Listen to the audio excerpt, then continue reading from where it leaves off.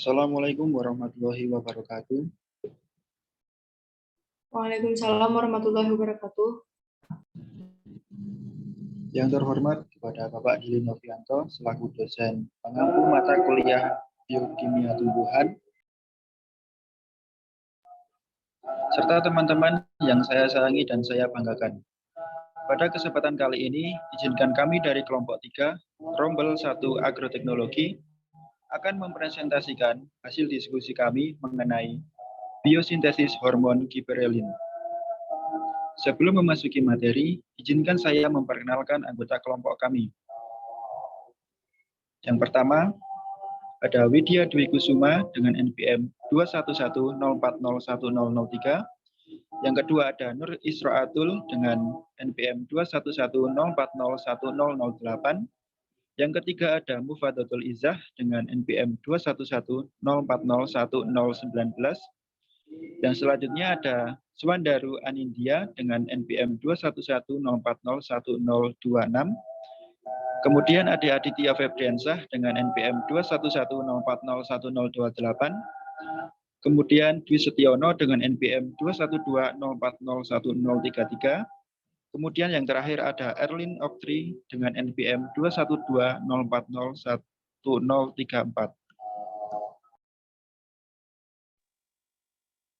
Selanjutnya, pokok bahasan pada presentasi kita kali ini adalah yang pertama, mengenai pengertian hormon giberelin, yang kedua yaitu macam-macam hormon giberelin, dilanjutkan dengan biosintesis hormon giberelin, selanjutnya pengangkutan hormon giberelin, dan yang terakhir yaitu fungsi hormon giberelin.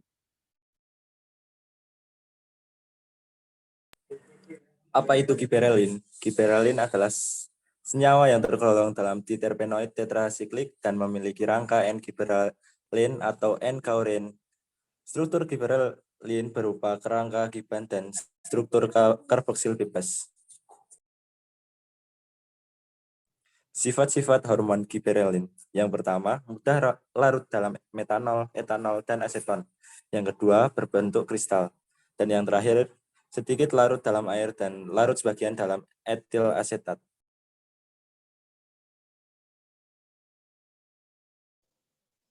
Baik, selanjutnya yaitu macam-macam hormon giberelin. Secara garis besar, hormon giberelin terbagi menjadi dua kelompok besar, yakni giberelin endogen dan giberelin eksogen atau sintetik. Giberelin endogen terdiri dari GA1 sampai dengan GA58, contohnya pada pisang dan pada biji mentimun. Sedangkan giberelin sintetik yang paling terkenal adalah GA3, tetapi juga GA4, GA7, dan GA9. GA di sini merupakan istilah yang biasa dipakai untuk menyebutkan giberelin yang telah diketahui strukturnya. Next.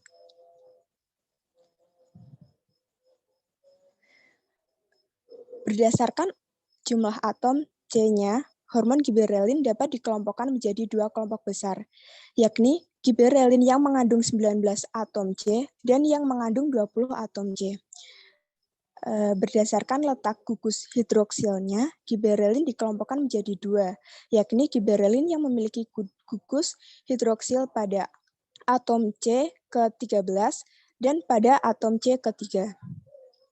Pada jamur, jenis giberelin yang ditemukan diantaranya GA26, GA25, GA24, GA16, GA15, GA14, GA13, GA12, GA11, GA10, GA9, GA7, GA4, GA3, GA2, dan GA1.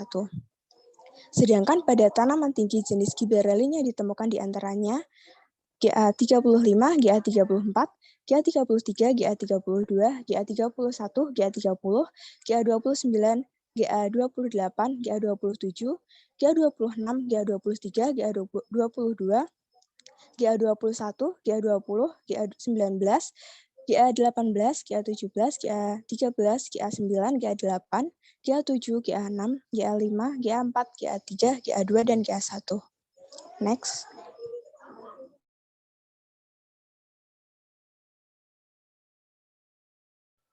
Baik, selanjutnya ada biosintesis dari giberelin.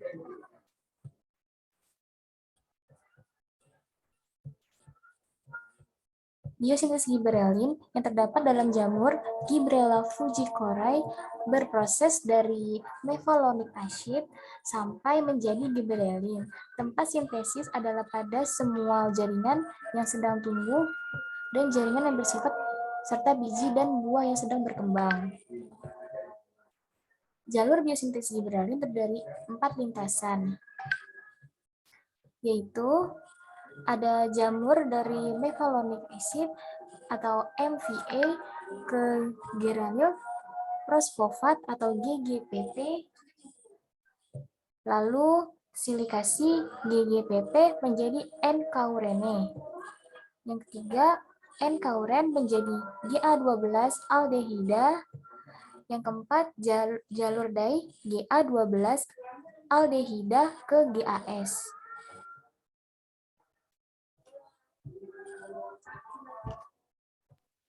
Pengangkutan hormon giberelin, yaitu sintesis di jaringan tanaman yang sedang tumbuh, kemudian ada diangkut melalui floem dan xilem, serta melalui sistem simplas dan apoplas, kemudian pengangkutan berlangsung melalui difusi, kemudian beberapa fakta menjelaskan bahwa hormon giberelin serta sitokinin ditranslokasikan bukan dalam bentuk bebas.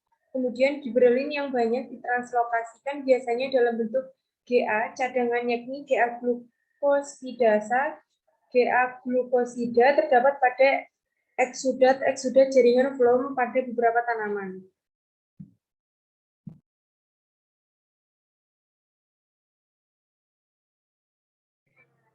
Selanjutnya yaitu fungsi dari hormon giberelin.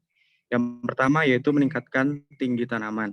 Giberelin dapat meningkatkan pembelahan dan pertumbuhan sel yang menyebabkan terjadinya pemanjangan batang serta peningkatan jumlah ruas dari suatu tanaman. Apabila suatu tanaman diberi hormon ini, maka responnya berupa pertambahan panjang batang. Yang kedua yaitu memacu perkecambahan biji. Beberapa biji tanaman membutuhkan kondisi lingkungan khusus untuk berkecambah, misalnya cahaya yang melimpah dan suhu dingin. Maka pemberian giberelin akan memecah dermansi. Giberelin akan membantu pertumbuhan pada perkecambahan tanaman yang menstimulasi enzim pencernaan seperti amilase yang memobilisasi cadangan makanan. Kemudian yang ketiga yaitu pembungaan. Giberelin dapat menggantikan peran suhu dingin, yaitu mendorong batang untuk mengalami pemanjangan atau balting. Balting yaitu inisiasi awal dari proses pembungaan. Giberelin dapat menggantikan peran suhu dingin tersebut.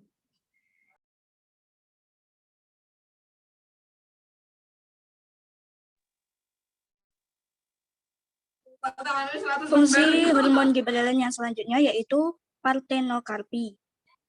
Partenokarpi merupakan istilah buah yang terbentuk tanpa adanya penyerbukan dan atau pembuahan. Giberelin ini dapat merangsang terbentuknya buah partenokarpi karena kemampuannya dalam merangsang proses pembuahan tanpa pembungaan. Salah satu jenis hormon giberelin yang efektif untuk digunakan proses ini adalah GA3. Namun, buah partenokarpi yang diinduksikan GA3 memiliki beberapa kekurangan. Salah satunya yaitu ukurannya yang kecil. Dan fungsi hormon giberelin yang terakhir yaitu mengundurkan pematangan dan pemasakan. Giberelin memiliki kemampuan dalam mengundur pematangan dan pemasakan pada buah. Contoh pengaplikasiannya pada tomat dan pisang. Pada beberapa penelitian menunjukkan bahwa buah tomat yang diberikan giberelin buahnya matang lebih lambat, sedangkan buah pisang matang yang diberi giberelin proses pemasakannya menjadi tertunda.